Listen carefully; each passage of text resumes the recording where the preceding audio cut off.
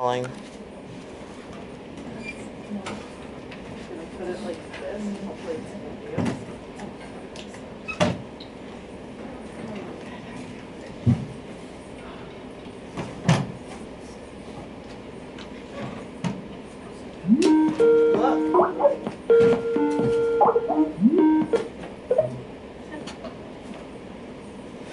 Hello.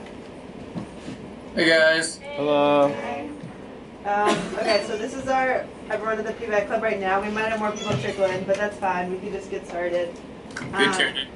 So, guys, if you didn't know, this is Ford Barnett. He's from Tuft Vet School. Oh yeah, everyone else you can see him up there. So he's here to answer any questions you have about the vet school application process, Tufts Vet School, and like anything in general.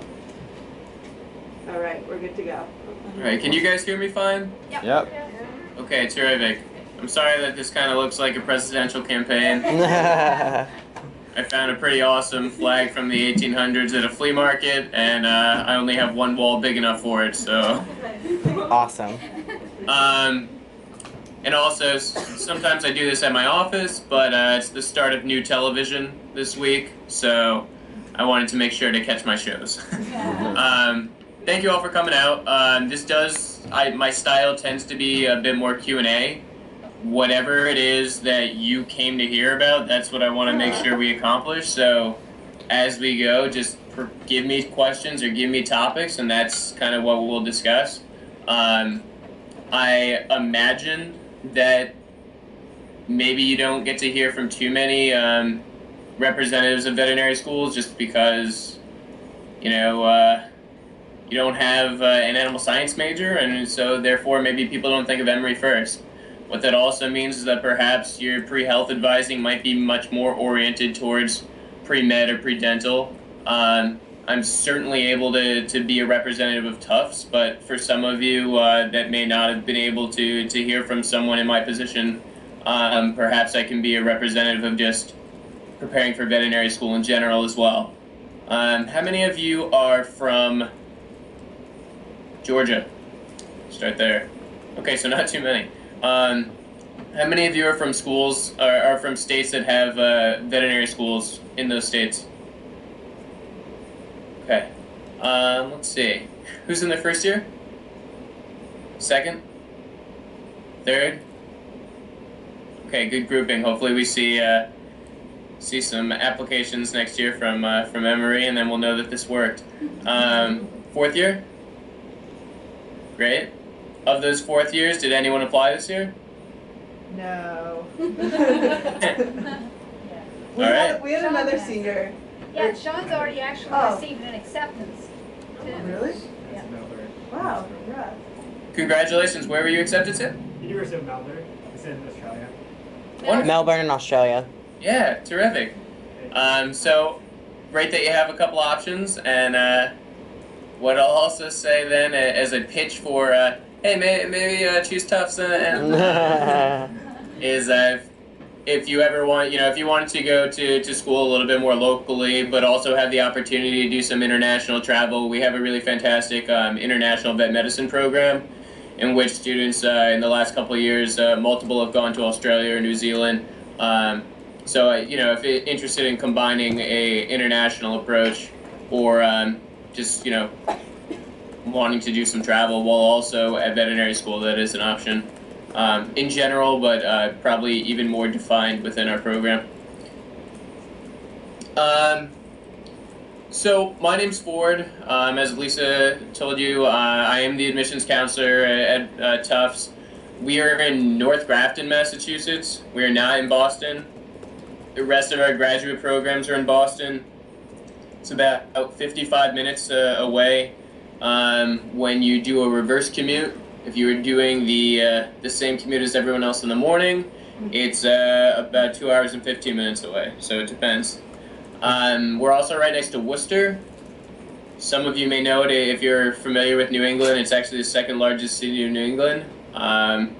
So we're kind of right between those two. Worcester's about 25 minutes from us. Realistically, though, I don't really use Boston as a selling point of the school. You guys are kind of used to being in a city environment right now, and Tufts Veterinary School is not that. you have city access, but realistically, when you're not on campus, you're probably home studying anyway. But again, I don't use it as a selling point of the school because it's a reality maybe once or twice a month, but really probably shouldn't be more than that. You give me an idea of some of those things that maybe I can talk with you about, and then we'll just take it from there.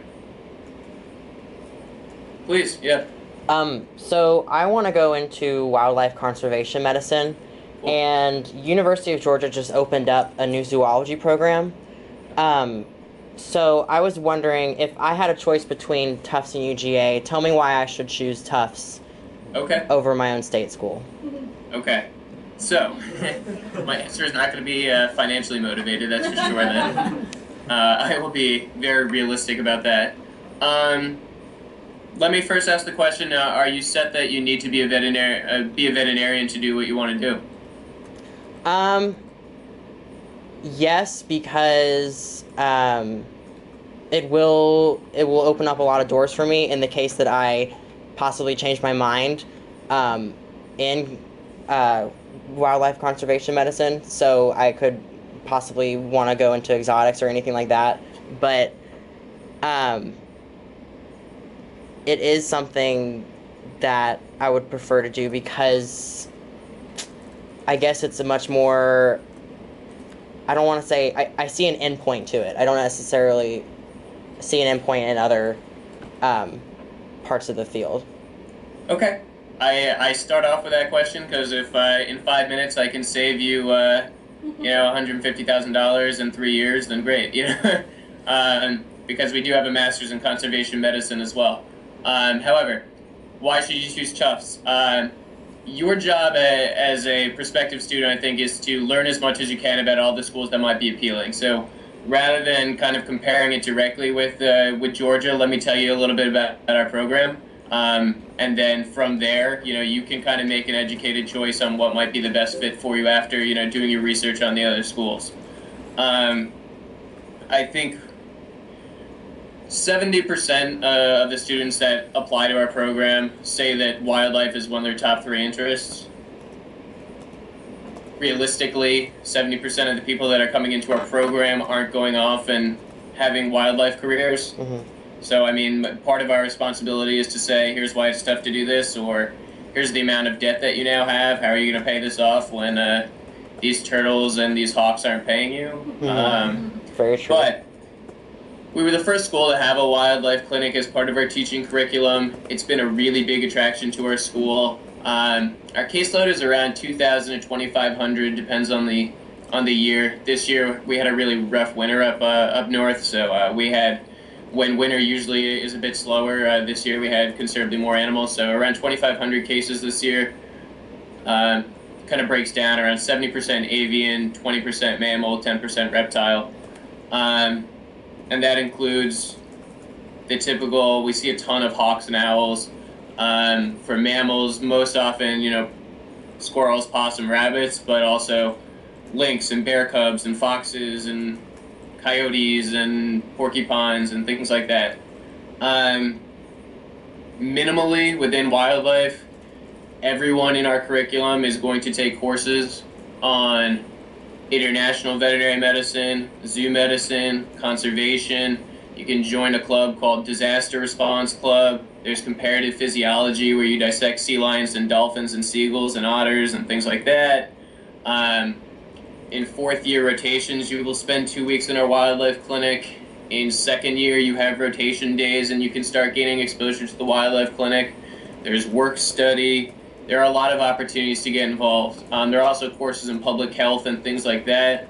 But I think the biggest theme of our campus is just a theme of exploration.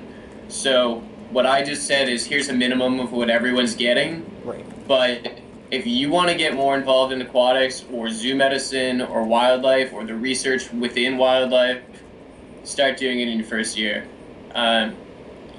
We offer a lot of hands-on opportunities. We have things called selectives. Our class size is about 98 people.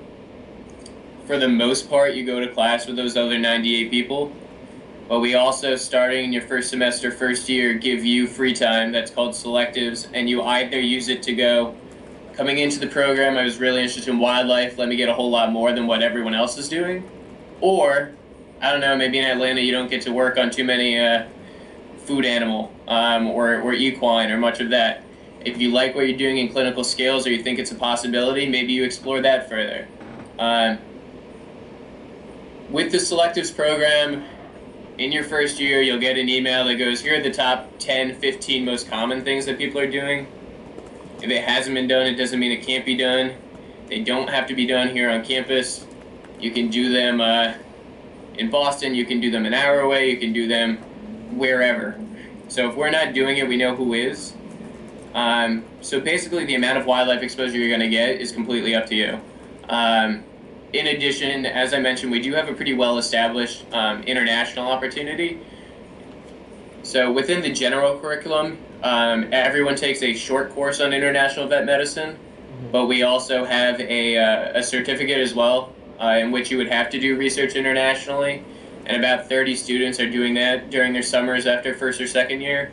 And that can be anything from dairy production in France, to working with a sheep flock in Australia, to doing foot and mouth disease in Ethiopia.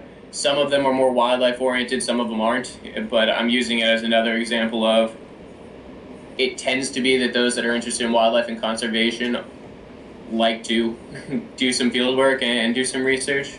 Gotcha. So I think all those are really fantastic options and things where you don't have to wait. During your first year, during your interview, during your fourth year, you never have to say what you want to do and commit to it. So you would have that flexibility to change your mind, but you can also come into the program with an existing interest and just, from the get-go, just run with it. Okay. So hopefully that kind of gives you some leads. And if after this you want to send me an email and hear more about something, I'm happy to connect you or any other person in attendance with contact info of students that are doing what you're interested in doing. Yeah, Awesome. please. Thank you. What percentage of the class are out-of-state students? Are out of state? Yeah. The majority. Hopefully there are things I'm telling you about, or there are things that you've heard about our program or will hear about our program that are appealing. One of the things that you need to do as an applicant, it's hard to get into veterinary school. The stat is basically there's one seat for every 2 students that want to go to veterinary school. So half the people that want to go aren't getting in. So what you'll do, and what year are you in? Senior. Okay. So hopefully junior, senior year, that's around the time to really get an idea of, now that I know kind of what my numbers are, where are my numbers going to look most competitive, also how many out-of-state students are our schools taking, geographically where do I want to be, professionally who has programs that are right for me, where are my prerequisites right for. When you come up with that list, you make sure that you have everything you need for those schools. But strategically, Tufts makes a lot of sense to apply to. We are 30% Massachusetts, we are 70% out of state, 70% is pretty huge compared to some of the other schools. So hopefully you have a state school in which you also had a vet advantage, but that 70% is pretty nice. Yep. What is your take on like gap years in general, and then gap years to do things as opposed to just take the time to work, to get animal experience, or to do future education like graduate programs and stuff like that? Yeah, I think part of my answer was already kind of based in that question. We do not mind gap years at all, as long as I'm not looking at the same application I would have. So during your gap year, if it allows you to do something you couldn't do before, like travel, then go do it. If you're saving money, that makes sense. That can be a mature reason to do it.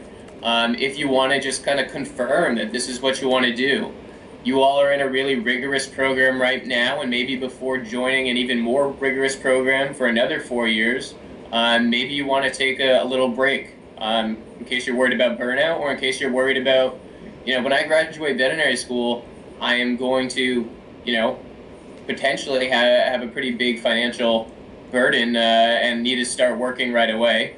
Or, I have plans to join this internship or this residency, or maybe it allows you to do something you couldn't have done before. So there are a lot of reasons to do a gap year or two. Sometimes a gap year or two turns into 5, not a problem. The only thing is making sure it's not the same application. I should mention, in case any of you have to leave early, we do consults from March to September, and if you ever wanted feedback, send me an email. I'm happy to look over transcripts or GRE scores or experience. I think if there's something that is a little bit lower, it's great to use those gap years to potentially continue to work on your application. If everything looks great, then continue to just stay involved so we see a commitment. But you don't need to take extra classes or focus on retaking the GRE or things like that. So it depends on the person, but we're basically going to expect that you're doing 40 hours a week of something. While you're a student right now, you guys are doing 40 hours a week of that. So if you're not getting the majority of your experience until summer, that's fine. But what that also means is after you graduate, how are you spending your 40 hours? And if 30 of it is being a barista because that's what's going to pay off your undergrad loans and help you, save some money for veterinary school, then do that. And we go, what are you doing with the other 10? And if that's where you're doing some volunteering, terrific. So whatever it is, we're just going to be interested in what you're doing during your time. But there's plenty of great reasons to take some gap years.